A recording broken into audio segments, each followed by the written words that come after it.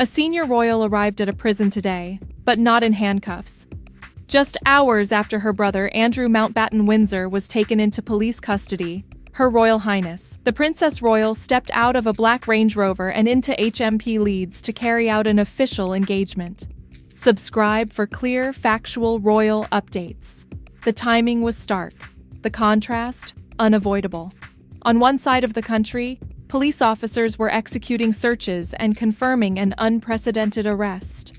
On the other, Princess Anne was fulfilling her public duty inside a Category B men's prison in West Yorkshire. The development marks one of the most extraordinary days in modern royal history. Earlier that morning, Andrew Mountbatten Windsor, formerly known as Prince Andrew, Duke of York, was arrested at Wood Farm on the Sandringham estate in Norfolk. It was his 66th birthday. Officers reportedly attended his residence and took him into custody following allegations connected to newly released files relating to convicted pedophile financier Jeffrey Epstein. He has denied wrongdoing in relation to his previous associations, but he has not directly responded to the latest allegations. He is now the first senior member of the royal family in modern history to be arrested. Meanwhile, Princess Anne continued with her schedule. The Princess Royal had originally been due to attend engagements in Middlesbrough and Scarborough. However, low cloud prevented her helicopter from flying. Rather than cancel the day entirely, she altered her travel plans and boarded a train north, a characteristically direct response that has long defined her public service. 2 black Range Rovers arrived at HMP Leeds at approximately 2:30 p.m., escorted by police. The princess was visiting in her capacity as patron of the Butler Trust, an organization that recognizes and supports excellence in UK prisons, probation, and youth justice. Inside the prison, she did not meet inmates. Instead, she spoke with staff and unveiled a plaque. The visit was formal, structured, and consistent with protocol. Outside, a small group of charity workers stood by the roadside, hoping to glimpse the princess as she entered the facility. Some expressed sadness at the morning's news.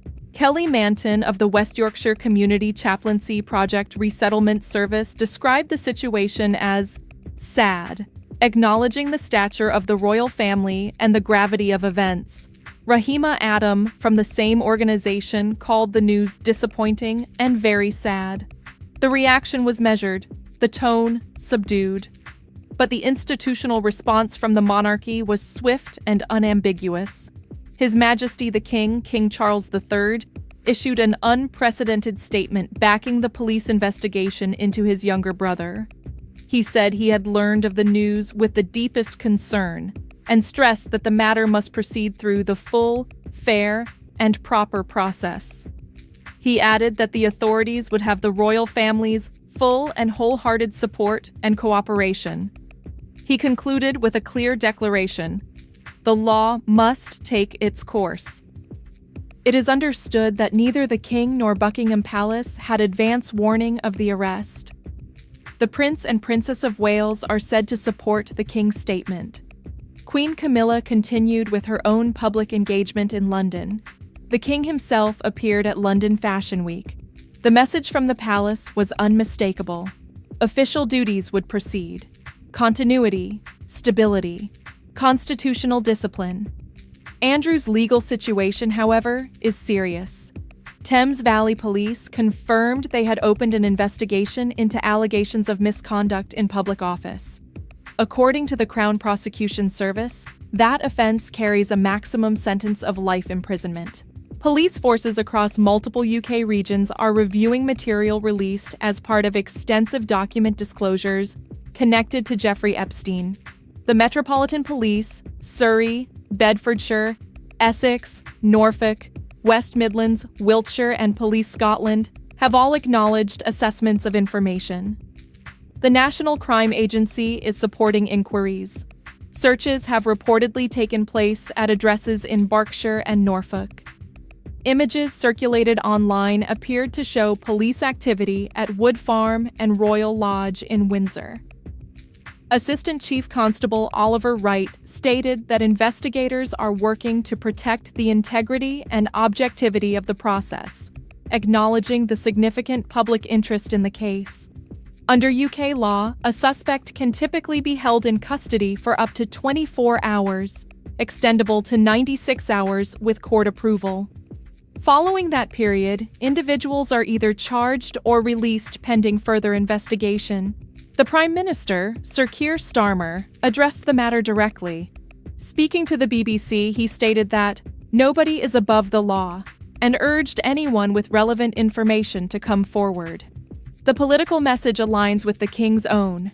Due process must proceed without interference. The constitutional implications are notable. Andrew was stripped of his military titles and royal patronages in 2022. More recently, he was formally removed from the use of the style His Royal Highness in public life. He no longer carries out official duties and no longer represents the crown. He is, in practical terms, a private citizen. However, he remains eighth in line to the throne. That position is determined by law, not by favor. Succession can only be altered through legislation passed by Parliament. This distinction matters. The monarchy is built on hierarchy, continuity, and constitutional boundaries. Even in crisis, those structures hold. Princess Anne's presence at HMP Leeds today reflected that principle. Her visit was not symbolic of the arrest. It was pre-scheduled, formal, and tied to her long-standing patronage work. The Butler Trust recognizes prison staff who demonstrate outstanding commitment in challenging environments. For decades, the Princess Royal has maintained one of the busiest workloads within the royal family. In 2002, she herself became the first member of the royal family to be convicted of a criminal offense when she was fined after one of her dogs bit 2 children. She attended court. She paid the fine. She was not arrested. That precedent, though minor in comparison, underscored a principle. The law applies equally.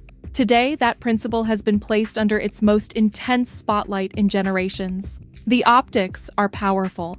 A sister entering a prison in her official capacity while her brother sits in police custody. A monarch publicly supporting investigators examining his own sibling. Senior royals continuing engagements without visible deviation from schedule. For the institution, this is a test of credibility. Public confidence in the monarchy depends not only on ceremony and tradition, but on constitutional neutrality and adherence to the rule of law. The King's statement emphasized cooperation. There was no defense, no mitigation, no commentary beyond process. That restraint is deliberate. The long-term implications will depend on the legal outcome. For now, the focus remains on procedure, investigation, evidence, due course. Within the palace, the strategy is clear. Distance official duties from personal allegations. Maintain operational stability. Protect the crown.